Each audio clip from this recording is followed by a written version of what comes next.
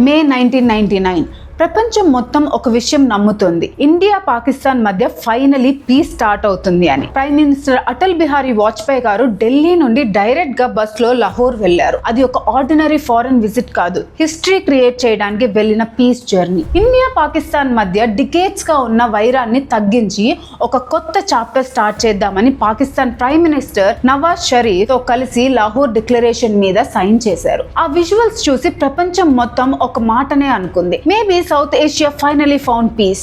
కానీ ఎగ్జాక్ట్లీ అదే సమయంలో 18,000 feet పైన క్లౌడ్స్ కన్నా ఎక్కువ హైట్ లో -30, -40 degrees టెంపరేచర్స్ మధ్య ఒక సీక్రెట్ ఆపరేషన్ ఆల్రెడీ స్టార్ట్ అయిపోయింది. Pakistan army chief general Parvez Musharraf ఒక డేంజరస్ మిలిటరీ గ్యాంబుల్ ఆడుతున్నాడు. అది ఆర్డినరీ ఇన్ఫిల్ట్రేషన్ కాదు, అది completely military occupation plan.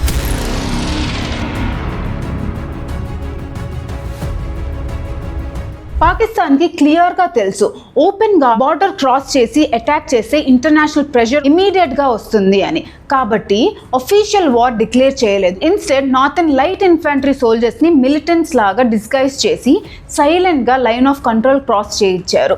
Official గా పాకిస్తాన్ చెప్పింది వీళ్ళు కశ్మీరీ ఫ్రీడమ్ ఫైటర్స్. రియాలిటీ ఏంటి? ఆల్మోస్ట్ అందరూ పాకిస్తానీ రెగ్యులర్ సోల్జర్స్.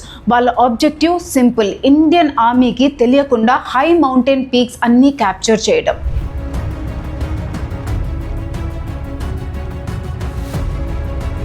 కొన్ని మంచు కొండల కోసం ఎందుకంత రిస్క్ అనుకుంటున్నారా? కానీ ఆన్సర్ మ్యాప్ లో ఉంది. కార్గిల్ పీక్స్ నుండి India's life line national highway 1A perfect గా కనిపిస్తుంది. ఈ హైవే శ్రీనగర్ ని లే లదాఖ్ తో కనెక్ట్ చేస్తుంది. అక్కడ నుండి ఎనిమి ఆర్టిలరీ ప్లేస్ చేస్తే supply truck, fuel convoys, ammunition, food అన్నిటినీ టార్గెట్ చేయొచ్చు. సింపుల్ గా చెప్పాలి అంటే హైవే కట్ అయితే లదాఖ్ ఆల్మోస్ట్ ఐసోలేట్ అయిపోతుంది. అందుకే ఈ ఆపరేషన్ జస్ట్ మౌంటైన్ ఆక్యుపేషన్ కాదు, ఇండియాని స్ట్రాటజిక్ గా చోక్ చేయడానికి వేసిన మాస్టర్ ప్లాన్. కానీ ఒక డౌట్, ఇండియాకి ఈ మూవ్మెంట్ ఎందుకు కనిపించలేదు? Thousands of soldiers, weapons, bunkers 18,000 feet పైన ఎలా కన్స్ట్రక్ట్ చేశారు? అసలు ఈ ఆపరేషన్ కి ఆపర్చునిటీ ఎలా దొరికింది?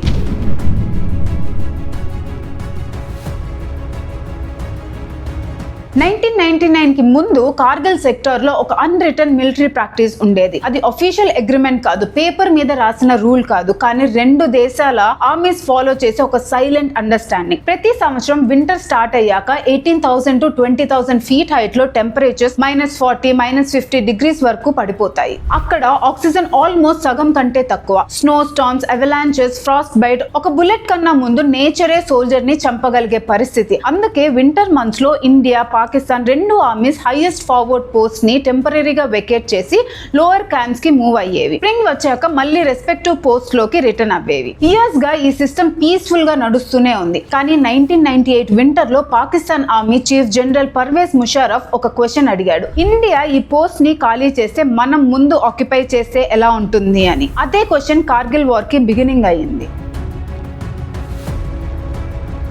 పాకిస్తాన్ ఈ మిషన్ కి సీక్రెట్ కోడ్ నేమ్ పెట్టింది, ఆపరేషన్ కోయి పైమా. వింటర్ కవర్ ని యూస్ చేసుకుని నార్థన్ లైట్ ఇన్ఫంట్రీ సోల్జర్స్ ని మిలిటెంట్ డిస్గైజ్ లో సైలెంట్ గా లైన్ ఆఫ్ కంట్రోల్ క్రాస్ చేయించారు. Night after night snow storms మధ్య వాళ్ళు ఒక పోస్ట్, తర్వాత ఇంకొక పోస్ట్, మళ్ళీ ఇంకొక పోస్ట్, ఇలా 130కి పైగా ఇండియన్ అబ్జర్వేషన్ పోస్ట్ ని సైలెంట్ గా ఆక్యుపై చేయడం స్టార్ట్ చేశారు. ఒక బుల్లెట్ కూడా ఫైర్ చేయలేదు, ఒక వార్ డిక్లరేషన్ కూడా లేదు. కంప్లీట్ ఆపరేషన్ స్టెల్త్ మోడ్ లో జరిగింది. క్వశ్చన్ ఏంటి? మౌంటైన్ పీక్స్ క్యాప్చర్ చేయడం వల్ల పాకిస్తాన్ కి ఏం బెనిఫిట్? ఆన్సర్, పీక్ పైన నిలబడితే కింద ఉన్న వ్యాలీ మొత్తం మీ కంట్రోల్లో ఉంటుంది.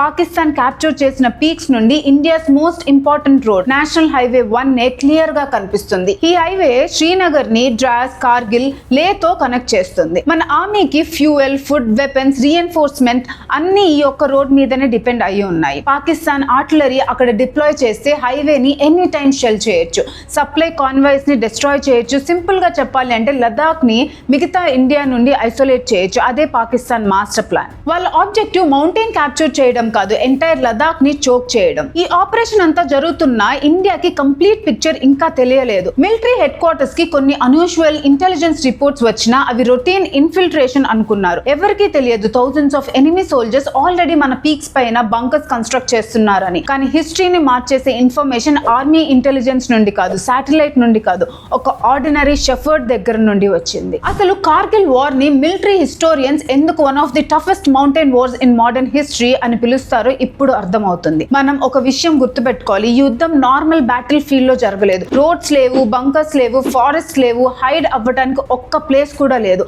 ఒక పక్కన 16,000 నుండి 18,000 ఫీట్ ఎత్తైన మంచు కొండలు, ఇంకో పక్కన ఆల్మోస్ట్ వర్టికల్ గా ఉన్న రాక్ వాల్స్. ఇప్పుడు ఒకసారి ఇమాజిన్ చేయండి, మీరు కింద వ్యాలీలో ఉన్నారు, మీ ఎనిమీ ఆల్రెడీ పీక్ పైన ఉన్నాడు. అంటే వాళ్ళు మిమ్మల్ని క్లియర్ గా చూడగలరు, కానీ మీరు వాళ్ళని సరిగ్గా చూడలేరు. మిలిటరీ లాంగ్వేజ్ లో దీనిని హోల్డింగ్ ది హై గ్రౌండ్ అంటారు. హిస్టరీ మొత్తంలో హై గ్రౌండ్ క్యాప్చర్ చేసిన ఆర్మీకి ఆల్మోస్ట్ పర్మనెంట్ అడ్వాంటేజ్ ఉంటుంది. పాకిస్తాన్ అదే చేసింది. మన ఇండియన్ ఆర్మీకి సిచ్యువేషన్ ఎంత డిఫికల్ట్ గా ఉందో చూడండి. ప్రతి సోల్జర్ 30 నుండి 35 కిలోస్ వరకు వెయిట్ ఉన్న weapons, ammunition, winter clothing, food, medical kits అన్ని క్యారీ చేస్తూ ఆల్మోస్ట్ 90 డిగ్రీస్ దాకా అనిపించే స్టీప్ క్లిఫ్స్ మీద నైట్ టైమ్ లో క్లైమ్ చేయాలి. ఒక్క రాంగ్ స్టెప్ అంటే డైరెక్ట్ గా హండ్రెడ్స్ ఆఫ్ ఫీట్ కింద పడిపోయే డేంజర్. దానికి తోడు టెంపరేచర్ -15, -20, కొన్ని ప్లేసెస్ లో -30 డిగ్రీస్ వరకు వెళ్ళిపోయేది. ఆక్సిజన్ సీ లెవెల్ తో కంపేర్ చేస్తే ఆల్మోస్ట్ సగం కన్నా తక్కువ. సింపుల్ గా నడవడమే కష్టం, కానీ మన జవాన్స్ ఫైట్ చేయాలి. ఇంకొక టెరిఫైయింగ్ రియాలిటీ ఏంటంటే ఎనిమీ బంకర్స్ అన్ని రాక్ ఫార్మేషన్స్ మధ్య కాంక్రీట్ రీఎన్ఫోర్స్మెంట్ తో మెషిన్ గన్స్, మోటార్స్ రెడీగా కంప్లీట్ డిఫెన్సివ్ అడ్వాంటేజ్ లో ఉన్నాయి. మన సోల్జర్స్ ఓపెన్ స్లోప్ మీద హైడ్ అవ్వడానికి ఒక్క ట్రీ కూడా లేదు. ఒక బోల్డర్ వెనక కవర్ దొరికినా అదే లక్. ప్రతి మీటర్ ముందుకు వెళ్లే ప్రతి second enemy direct line of fire లోనే ఉండేవాళ్ళు. ఇనిషియల్లీ అసాల్ట్ స్టార్ట్ అయ్యాక ఇండియన్ ఆర్మీకి ఇమ్మీడియట్ గా ఒక బిటర్ రియాలిటీ అర్థమైంది. ఇది ఆర్డినరీ ఇన్ఫిల్ట్రేషన్ కాదు, ఇది complete military occupation. Enemy numbers, enemy preparation, enemy positioning expected దానికన్నా చాలా ఎక్కువ. ఎర్లీ అటాక్స్ లో మన ఆర్మీ హెవీ క్యాజువాలిటీస్ ఫేస్ చేయాల్సి వచ్చింది, కానీ ఒక ఆర్డర్ మాత్రం చేంజ్ అవ్వలేదు. Not 1 inch of Indian territory will be left in enemy hands. అదే ఆపరేషన్ విజయ్ యొక్క క్లియర్ ఆబ్జెక్టివ్. ఈ పాయింట్ నుండి ఇండియన్ ఆర్మీ కంప్లీట్ స్ట్రాటజీని మార్చేసింది. డైరెక్ట్ అటాక్స్ బదులు peak by peak, bunker by bunker, rock by rock టెరిటరీని రీక్లెయిమ్ చేయాలని డిసైడ్ చేసింది. ఎందుకంటే ఈ యుద్ధం గెలవాలి అంటే ప్రతి మౌంటైన్ ని సపరేట్ గా గెలవాలి. మరి ఈ ఇంపాసిబుల్ బ్యాటిల్ ఫీల్డ్ లో మన ఆర్మీ ఫస్ట్ బ్రేక్ త్రూ ఎక్కడ వచ్చింది? ఏ పీక్ ని క్యాప్చర్ చేసి పాకిస్తాన్ కాన్ఫిడెన్స్ ని ఫస్ట్ టైం బ్రేక్ చేసింది? అదే Tololing, the battle of Tololing. ఆ లెజెండరీ బ్యాటిల్ గురించి నెక్స్ట్ ఎపిసోడ్ లో డీటెయిల్ గా చూద్దాం. జై భారత్.